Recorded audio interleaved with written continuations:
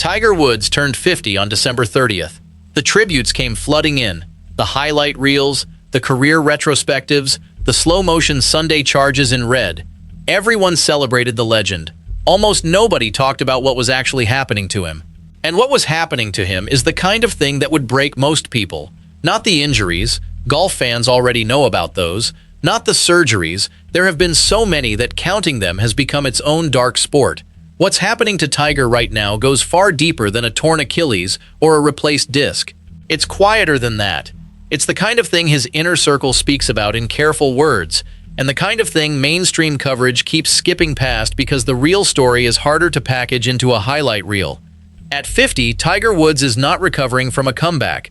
He is fighting battles on multiple fronts simultaneously, and some of them have nothing to do with golf at all.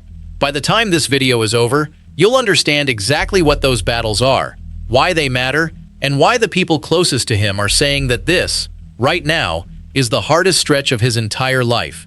Not 2017, not the 2021 crash. Now, personally, I think what Tiger is carrying at 50 would have finished almost anyone else. If you agree, drop it in the comments. I want to know what you think. What came next, before any of this became public, was already darker than most people can imagine. What most people don't realize is that the Tiger Woods story at 50 didn't start with one moment. It started with a series of things. Quiet, private, and almost completely invisible to anyone watching from the outside. February 2025.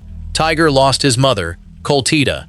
Golf fans understood what Earl meant to his career, but Kultida carried something different, something that never made the highlight reels. Every red Sunday shirt for 30 years came from her. A childhood instruction that became a ritual that became a legend. And now that thread was cut. He was 49 years old and both parents were gone. That detail alone would reshape any person. But Tiger wasn't given time to simply grieve. Because what came next, and what came after that, and what followed that, it kept coming. Each thing arriving before the last one had any chance to settle. The specifics matter, but more than the specifics, what matters is the pattern. Because the pattern is what explains everything that happened later, everything that made people stop and stare, everything that made the people closest to him choose their words so carefully when asked how he was doing. There is a version of this story told as a sports update: injury, surgery, recovery timeline, return date. But that version misses the thing underneath, the thing that doesn't show up in a medical report or a press release, the thing that only becomes visible when you look at everything together, not as separate events, but as one continuous weight pressing down on one person across 16 months. Tiger's inner circle didn't reach for dramatic language when describing this period. They said things like, "This is the hardest stretch. This is bigger than golf." When the people who know Tiger Woods best say something is bigger than golf, you need to understand what was already stacking beneath the surface. March 2025. A ruptured left Achilles, a full rupture requiring immediate surgery. He had been preparing to return to competition. That preparation ended on an ordinary day at home, before he ever reached a tournament. October 2025 arrived. 7th back surgery. Lumbar disc replacement at L4-5. By December, his doctors had cleared him only to chip and putt. Tiger described the recovery himself, not going as fast as hoped. A man who once willed his body through things that ended other careers was being told to chip and putt and wait. While all of this was happening quietly, he threw a 300-person birthday gala at the Breakers in Palm Beach. Celebrities, champagne, an event called Red, celebrating legacy. From the outside, it looked like a celebration of everything he had built. From the inside, it was a man surrounded by the fullest room of his life, and carrying something none of those people could reach. Every single one of these things, the grief, the Achilles, the back, the slow recovery, was stacking silently, one on top of another. The kind of accumulation that doesn't announce itself.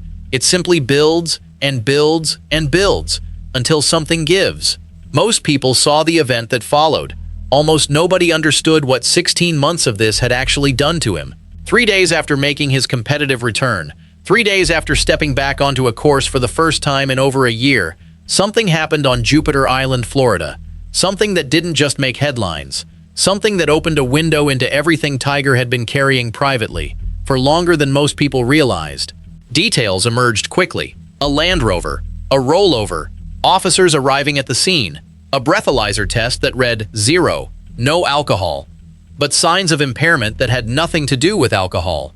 Pills were found, labeled M367, hydrocodone, a prescription opioid, the kind prescribed to someone managing a level of physical pain that over-the-counter medication cannot touch. Tiger was charged, DUI with property damage, taken into custody, released on bond after several hours. The body cam footage added a detail that stopped people completely. Tiger told a deputy, quietly, without drama, that he had just been talking to the president.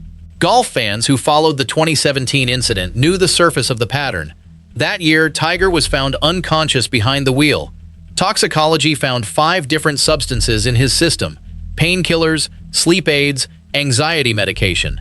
He pleaded guilty to reckless driving. He entered treatment. He came back. This was not 2017 repeating itself. This was something that had never fully stopped, because what this crash revealed wasn't a bad night. It was a 20-year story that had finally become impossible to keep quiet. Tiger Woods has been managing physical pain since before most of his major titles. The back surgeries began in 2014. The 2021 crash shattered his leg so severely that doctors privately discussed amputation. Every comeback since has required a body held together by surgical repair and serious pain management. The kind that, for someone with Tiger's level of physical damage, means medication that carries its own risks. The hydrocodone found at the scene was not a recreational choice. It was a window into a private reality that had existed for years.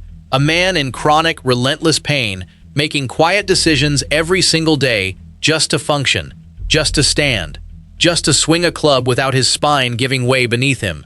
That context changes the entire picture. It explains why the people closest to him, in the months before the crash, kept using words like complicated and difficult and harder than it looks. They weren't being vague, they were being careful, because they knew what was coming before the rest of the world did. What Tiger did immediately after that arrest is the part of this story that almost nobody is connecting properly, and it is the most important part.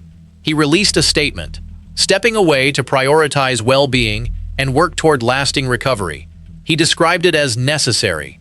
He described it as something he had to do. Then he flew to Switzerland, not for a fitness retreat, not for a quiet week away.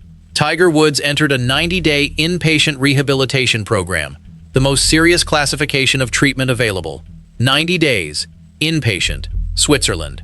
A source close to Tiger told the Daily Mail that he was working with a pain management specialist, specifically focused on addressing decades of physical damage without addictive opioids. Read that again slowly, because it matters enormously. The challenge Tiger faces is not simply recovery. It is rebuilding how he manages a body that is genuinely, severely, chronically damaged, without the medications that have kept him functional for the better part of a decade. That is not solved in a press release. That is not fixed in 30 days. That is a fundamental rebuilding of how a person lives inside their own body, every single morning they wake up. His contact with the outside world during this period was almost nothing. Vanessa Trump, Sam and Charlie, his agent Mark Steinberg, phone calls, Zoom, a circle so small it tells you everything about how serious this was. Quietly, he informed the PGA of America he would not be accepting the United States Ryder Cup captaincy for 2027. No press conference, no public statement, a private withdrawal from a role that would have represented his next chapter in the sport. The USGA confirmed he would not play the 2026 US Open or Senior Open. Their CEO said 4 words that cut through everything else. Bigger than golf right now. But then something arrived that made every other part of this story feel even heavier. While Tiger was in Switzerland, working through the hardest thing he had ever attempted, Vanessa Trump announced she had been diagnosed with breast cancer. Tiger paused the program, flew home, sat with her, then returned to Switzerland to continue treatment. A man in a 90-day inpatient facility, managing a pain dependency built over 20 years of physical destruction, with a court date on July 7, 2026, carrying real legal consequences, pausing all of it to fly home and be present for the person he loved, then returning to finish what he started. That is not the behavior of someone who has given up, but it is the behavior of someone carrying more than one human being should reasonably be asked to carry at the same time. Sources close to Tiger described this period directly. The combination, the treatment, the legal pressure, the relationship, the absence from everything that had defined him, had created a kind of stress unlike anything in his previous experience. The word they kept using was enormous. not difficult, not challenging, enormous. And in the same conversation, those same sources said something that nobody who has followed Tiger Woods for any length of time will find surprising, but that lands differently now than it ever has before. He is determined to return to golf, not to a ceremonial role, not to the senior tour as a consolation prize. Back to real competition. Back to the thing that has been the center of his identity since he was a child on a California driving range being filmed for television at the age of 2. Here is the part that will leave you speechless, not because of what happened, but because of what it all means when you hold it together at once. Count what this man was carrying simultaneously at 50 years old. Both parents gone before he reached the milestone birthday the sport celebrated with champagne and highlight reels. A body rebuilt by surgeons 7 times, now being asked to function without the medications that had kept it manageable.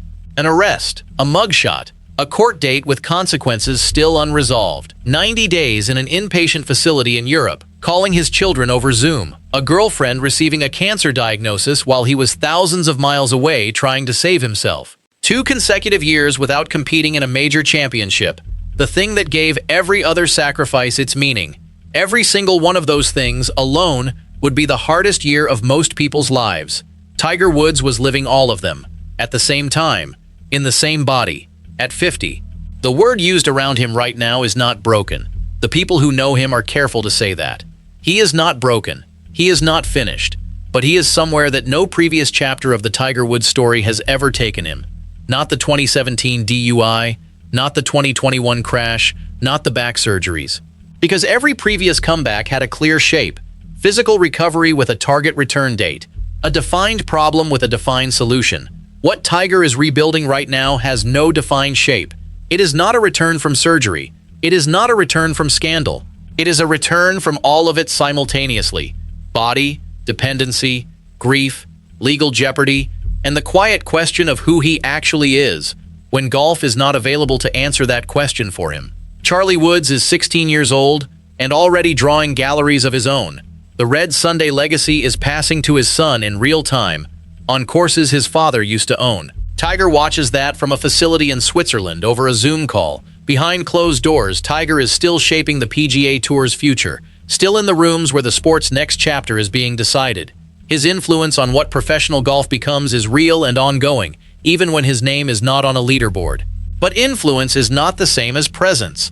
And presence on a golf course, the specific, irreplaceable thing Tiger brought to this sport for 30 years, is what remains genuinely uncertain in a way it never has been before. The court date arrives in July. The rehabilitation program was completing by the end of June 2026. The body that would need to carry him back to a first tee has been through things no surgical team can fully reverse. The pain that drove 2 decades of private management still exists. It will always exist. And the entire challenge of Switzerland was learning to live with it differently. Whether golf gets to be part of what comes next is a question nobody close to him is answering with certainty. What they are saying, carefully, consistently, is that Tiger has decided to keep going. Every person who ever counted Tiger Woods out eventually watched him walk up a fairway in red on a Sunday afternoon. That is the history. That is the record. That is the thing that makes it impossible to say with confidence that this time is different. But this time is the hardest. And the people who know him best are not pretending otherwise. At 50, quietly, in a facility in Europe, calling his children on a screen, carrying grief and pain and legal pressure and love and the weight of everything this sport made him, Tiger Woods is attempting the one comeback that no highlight reel will ever capture. Not a return to a leaderboard, a return to himself. And that, more than any major, more than any Sunday charge, more than any record he ever chased, is the most important round he has ever played. If this story hit differently than you expected, subscribe, because this is exactly the kind of story we tell here, and there are more coming.